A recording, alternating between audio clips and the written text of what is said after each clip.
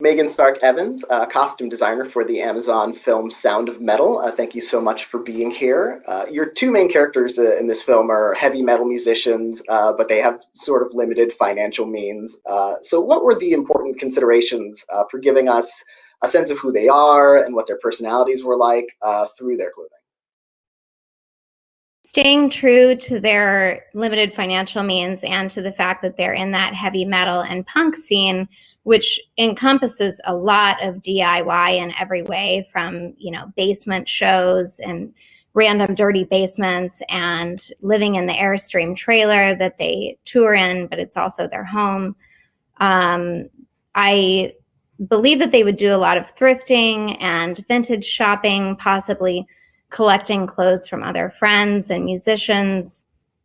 So I tried to stay true to that. I actually got a lot of advice, and I worked with this guy, Sean Powell, who's in a punk band called Surfboard. And Sean is a former heroin addict. But now he's clean, and he is in this great punk band, which is on Julian Casablancas' indie label. And he's been deep in that scene since the 80s and 90s. And he was able to give me a lot of advice as to kind of how those that people live in that scene and how they would be wearing their clothes, how they'd be sharing. I know that a lot of Sean's clothes actually come from his friends.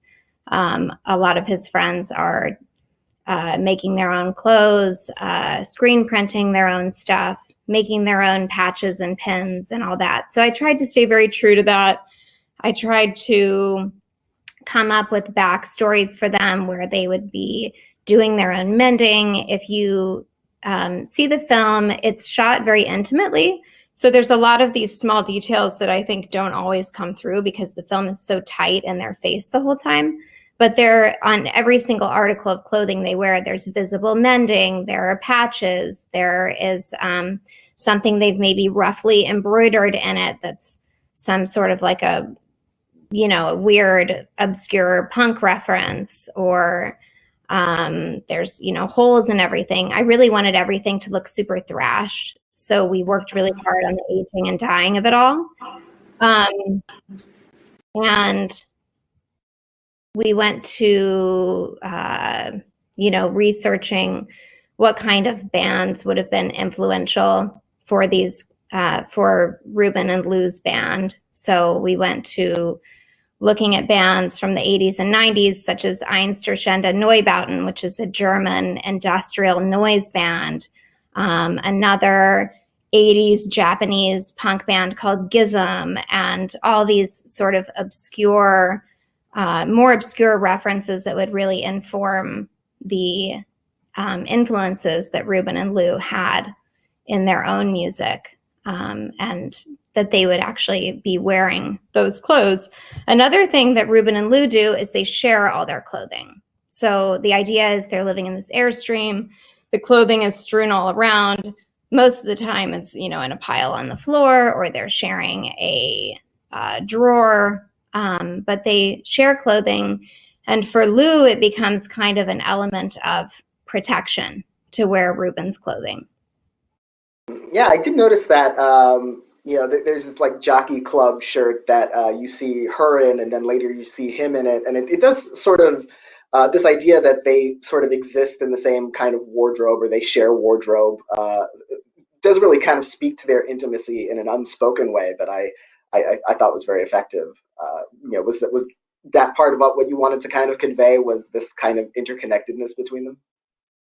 Absolutely, yeah. The basis for their relationship is they're extremely close. They've kind of saved each other from their respective addictions, and they've channeled all that energy into their music. They're both audiophiles. They're obsessed with touring and, becoming better and supporting each other.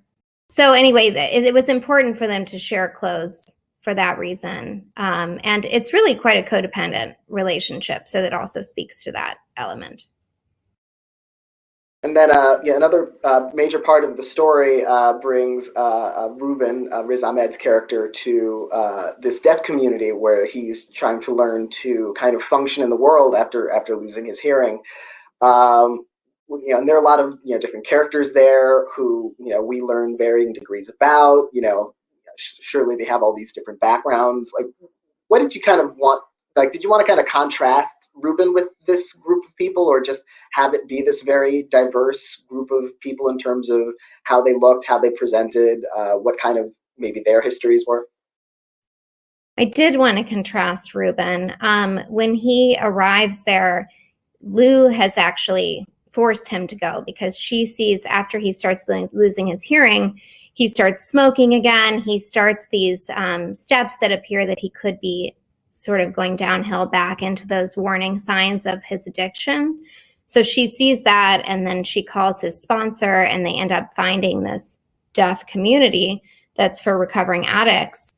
And so they drive there, and it's all very much against what he wants to do. He's sort of taken there kicking and screaming, even though he knows he needs to make some sort of change, but he certainly doesn't want to. So he arrives and he's wearing these clothes, which are from, the first part of this time that we see with him, the life as he knows it, which are these, dark, holy band t-shirts and stiff, worn out jeans and stiff combat boots, wallet chains, all these things that he sort of wears as armor to protect himself from the world and also to make a statement about who he is and, that audio and that his band is what he stands for. And so he arrives to the deaf community, and I did want to feel really a cross-section of people in this community, because that's often what recovery communities are. Deaf, hearing, what have you, it's a cross-section of people. It's a cross-section of socioeconomic situations.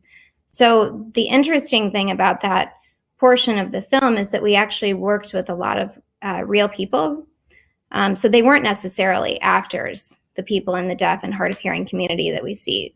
They were actually real people, and I wanted to play into what their true style was for the most part, with some tweaks. And of course, we go through everything and choose what we think is best. But at the end of the day, they actually wore a lot of their own clothes, and that was important to conveying the characters of who they were.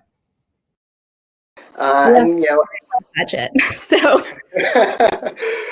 and as you mentioned, Ruben is sort of brought to this community kicking and screaming, and so that leads to a separation between him and Lou, and they sort of reconnect at a later portion where she's been living with her father, and there's a lot of history there.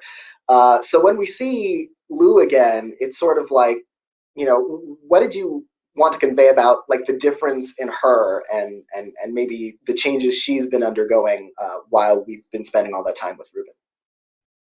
Well, one thing that happens is there's a portion of the film while Ruben's still in the deaf addict community. He goes, kind of steals away into an office and gets on the computer, which he's not supposed to do. He's not supposed to have any contact with the outside world, and he hasn't had any contact for, the months that he's been there. He gets on the computer, he looks up Lou's name, and he finds a video of her performing in Paris. And what she's wearing when she performs in Paris is this kind of dirty white coverall jumpsuit that's vintage workwear. And it's tucked into boots, and her hair is pulled back, and she's wearing different jewelry than she usually does. And the shape of what she's wearing, it's very covered. And that's quite a contrast to what she wears when she and Ruben used to perform, which was showing a lot more skin. And she's really redefining who she is without him. So that's one element. And actually that jumpsuit, to me, it kind of looks like a spacesuit because it's white, and it's almost like she's on another planet away from him because she really is so disconnected. They haven't spoken in months. And then once we transition into the end of the movie where you see them in Paris, you see Lou in her new life with her father. You see her looking so much more healthy and recovered. Actually, there was another costume designer who did that portion. Her name's Catherine Van Brie, and I thought she did a great job of executing the character arc for Lou, and transitioning her into something that felt Parisian and chic without being overdone, and it stuck to her color palette as well. It didn't, it wasn't putting her in something that was like, it's yellow or blue and now I'm happy and everything's great. She's still struggling, but she's becoming a different version of herself, and she's wearing those black and white tones. So I thought that really, that was good.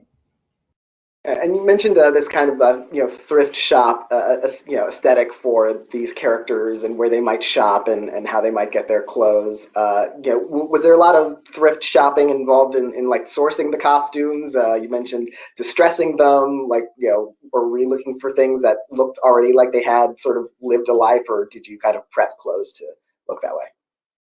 It was probably half and half. A lot of the band T-shirts we bought new, or we had screen printed, and just had to, rip them up. And we had 3 age or dyer days, which wasn't very much for what we needed. So we did a lot of the aging dyeing by ourselves after we exhausted those days. We were super low budget. We were running over stuff with the car, those old chestnuts. So some of it was new. Ruben's jeans from Levi's were new, and our ager dyer did an incredible job of breaking them down and making them look super old and worn.